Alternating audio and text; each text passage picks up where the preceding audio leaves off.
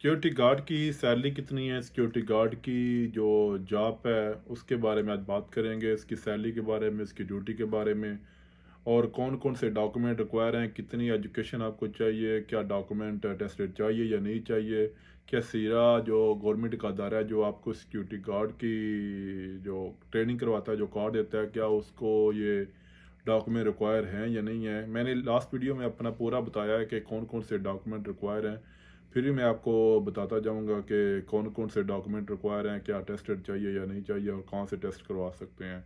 तो सबसे main important आज बात करते हैं कि आपकी जॉब कितनी होती है, कितने घंटे की जॉब है और कौन सी लोकेशन आपकी हो सकती है और आपकी सैलरी क्या है। तो मैं हूं नदीम चट्टा, मैं 2009 से इसी डिपार्टमेंट में ही काम कर रहा हूँ और मैंने बहुत से लोगों को गाइडेंस दी भी है, ट्रेनिंग दी भी है, स्टिल दे रहा हूँ।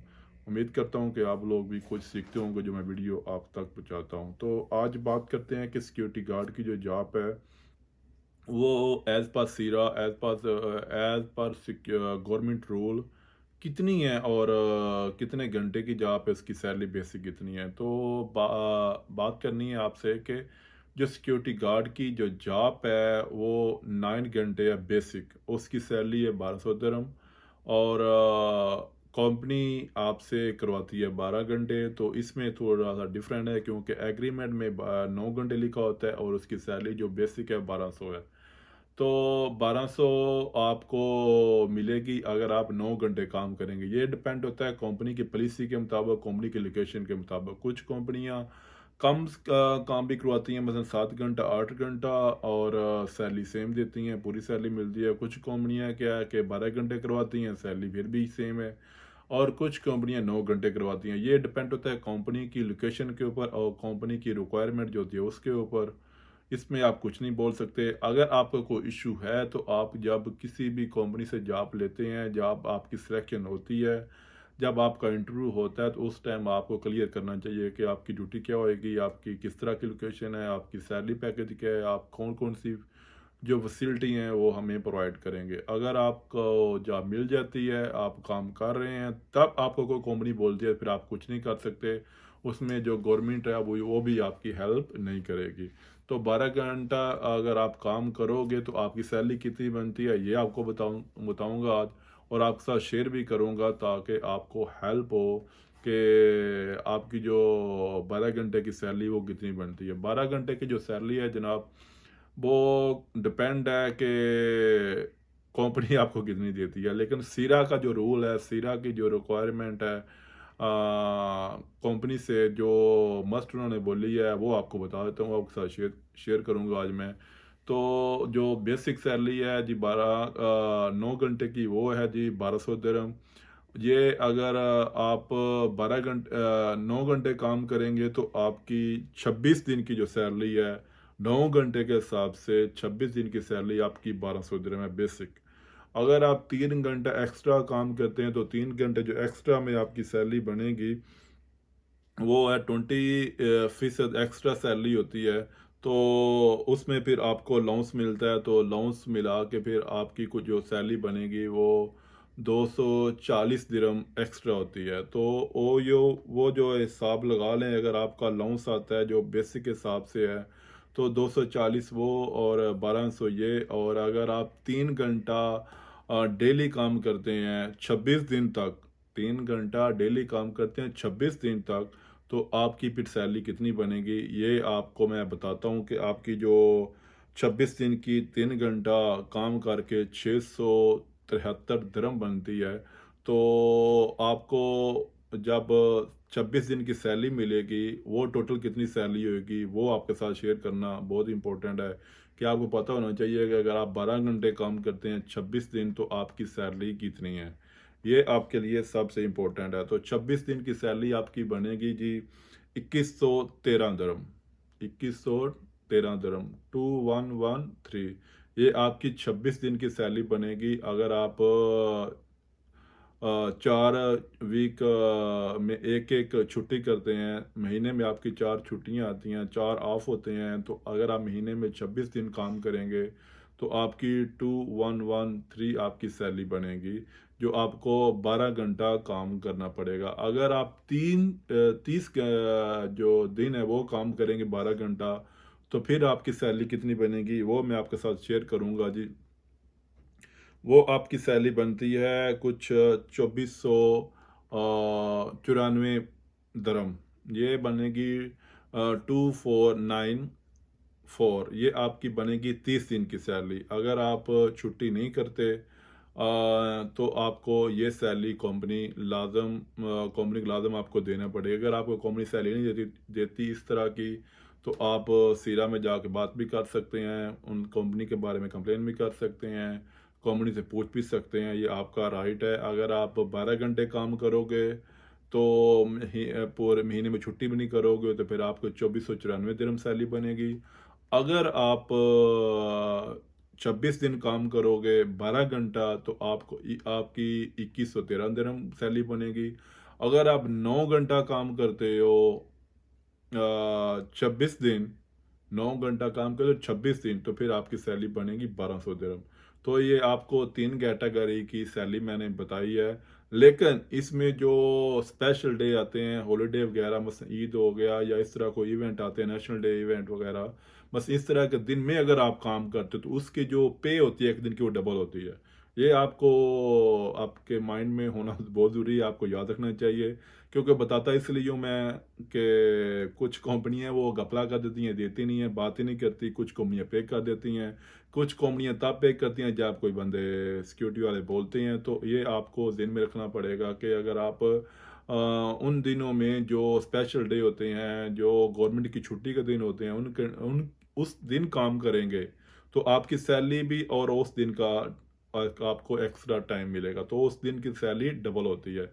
तो आपको ये ज़हन में रखना पड़े। अगर आप किसी दिन छुट्टी के दिन, मसलन अगर आप 26 दिन काम कर रहे हैं तो आप सैलरी रेगुलर ले रहे हैं, 4 छुट्टियां कर रहे हैं। अगर आप मसलन 27 दिन काम करते हैं, मसलन कोई बंदा सिक हो गया, कोई इमरजेंसी हो गया, तो आप उसकी जगह एक्स्ट्रा काम करने के लिए गए हो एक दिन, तो उसकी भी सैलरी आपको मिलेगी। वो भी आप कंपनी से पूछ सकते हैं कि मैंने 27 दिन काम किया, 28 दिन काम किया है, तो आप मुझे एक्स्ट्रा पे करें। तो वो भी आपकी 1200 जो बेसिक है उस हिसाब से, जो 900 आपका होएगा उसके हिसाब से फिर सैलरी आएगी।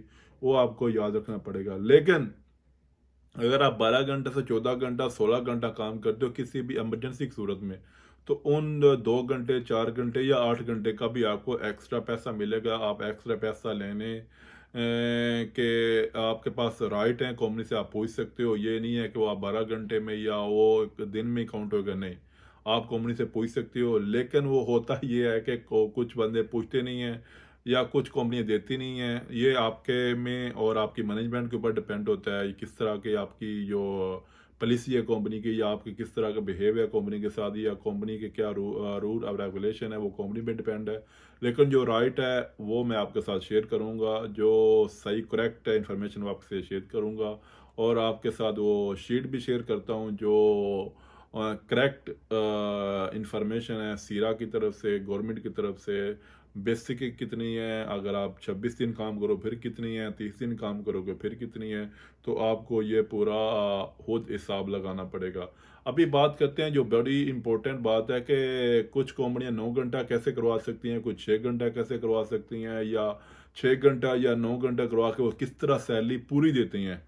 मसलन आपकी किस तरह सैलरी जो 2100 या 2400 दिरहम आएगी, तो ये किस तरह होता है, काम 6 घंटे या 9 घंटे से सैलरी पूरी किस तरह आती है। इसमें बहुत ज़्यादा इम्पोर्टेंट चीज़ है आपके लिए जानना। फॉर एग्जांपल अगर आपकी कंपनी का काम है किसी शॉपिंग मॉल के अंदर, या वो किसी भी इवेंट्स में काम करते हैं, क्लब में काम करते हैं, तो उस सूरत हाल में फिर सैलरी जो है वो सेम होती है। काम हार्ड होता है, मसलन हो सकता है आप किसी शॉप में काम कर रहे हो, तो उस शॉप में आपकी स्टैंडिंग जो ड्यूटी है वो 6 घंटा हो पूरी, तो वो आप फिर क्या है कि आपको सैलरी जो पे है पूरी मिलेगी, और आप 6 घंटा ही ओनली काम करोगे।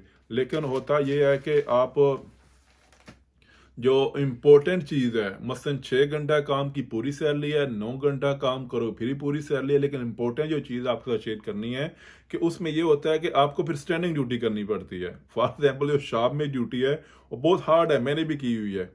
तो बहुत हार्ड ड्यूटी होती है, मसलन 6 घंटा 8 घंटा आपने स्टैंड ही रहना है।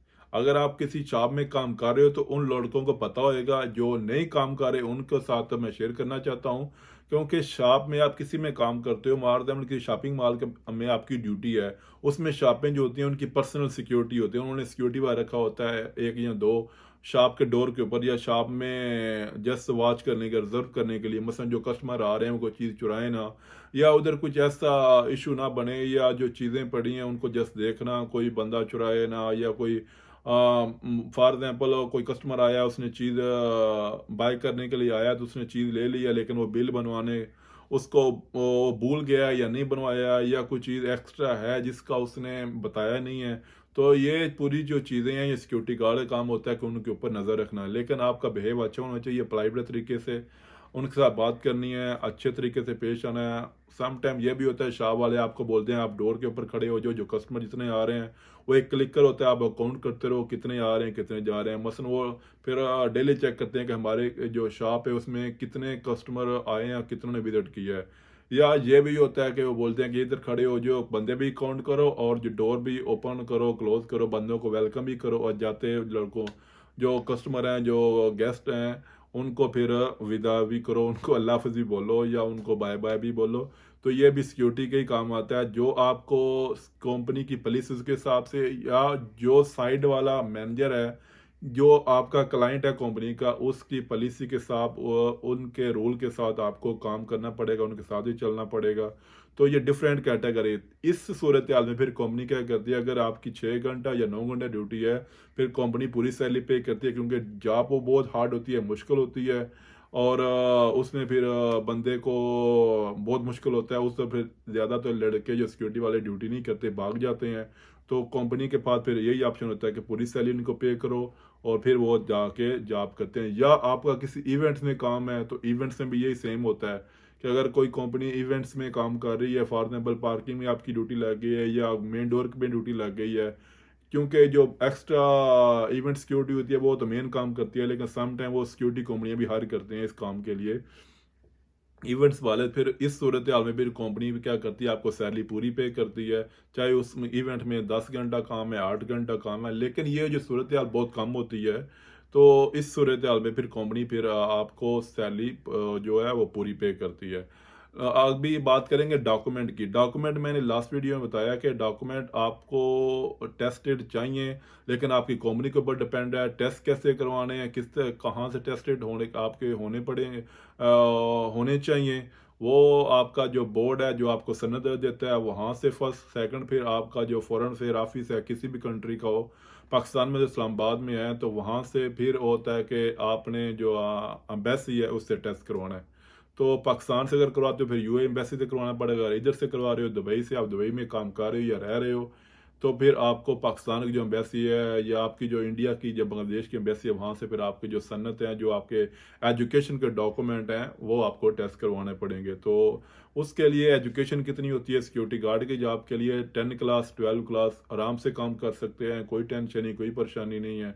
तो यही ज़्यादा रिक्वायरमेंट होती है कंपनियों की। तो ये कुछ इन्फॉर्मेशन थी। लेकिन अगर आप इवेंट सिक्योरिटी में काम करना चाहते हैं, इवेंट्स कार्ड बनवाना चाहते हैं, तो उसके लिए कोई डॉक्यूमेंट की ज़रूरत नहीं है, कोई उसमें ड्यूटी टाइमिंग नहीं होती, कोई ये सैलरी बेसिक काम नहीं है, उसमें 30 घंटा आपकी सैलरी होती है, 30 घंटे के हिसाब से या 25 घंटे के हिसाब से, वो जितने घंटे आप काम करेंगे उतनी आपको सैलरी मिलेगी। ये इवेंट्स के लिए और क्लब सिक्योरिटी के लिए। लेकिन सिक्योरिटी गार्ड के लिए जो मैंने आपके साथ सैलरी या टाइमिंग बताई है ड्यूटी की, ये है।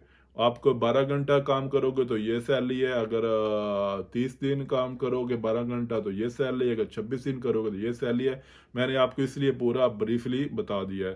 तो उम्मीद करता हूँ कि आपको ये वीडियो हेल्प करेगी। मैं आपके साथ ये शीट भी शेयर करता हूँ कि आप लोग इसमें स्क्रीनशॉट इसको लेके अपने पास रख लें। अगर आपकी कंपनी आपको पे नहीं करती, क्योंकि सम टाइम कंपनियां नहीं पे करती, तो आप उनको पूछने के आपका पास राइट है, पूछ सकते हैं, या सीरा में जाके बात कर सकते हैं। लेकिन सबसे बेस्ट यही है, जब आपको काम मिले किसी भी कंपनी में, जब आपका इंटरव्यू पास हो जाए, जब आप इंटरव्यू में जाएं, जब आपकी जॉब कन्फर्म हो जाए, तब आप उस टाइम ये चीज़ें डिस्कस करो, सबसे अच्छा है, ताकि आपके लिए परेशानी भी ना बने और ना ही कंपनी के लिए बने। तो ये सबसे बेस्ट है। लेकिन जब आप काम कर लेते हो, जब आप काम कर रहे हो या आपको जॉब मिल गई है, तो फिर आपको पूछने का कोई राइट नहीं है, फिर आपके सब कुछ डॉक्यूमेंट कंप्लीट हो जाते हैं। फिर आप खुद भी फंस जाते हो और कंपनी ने बहुत पैसे लगाया होता है, तो कंपनी का भी राइट है फिर आपसे बिजनेस लेना, आपसे काम लेना। तो उम्मीद करता हूँ कि जो आज की जो वीडियो आपको हेल्प करेगी एक नई वीडियो एक नए टॉपिक तक। तब तक सी यू नेक्स्ट वीडियो।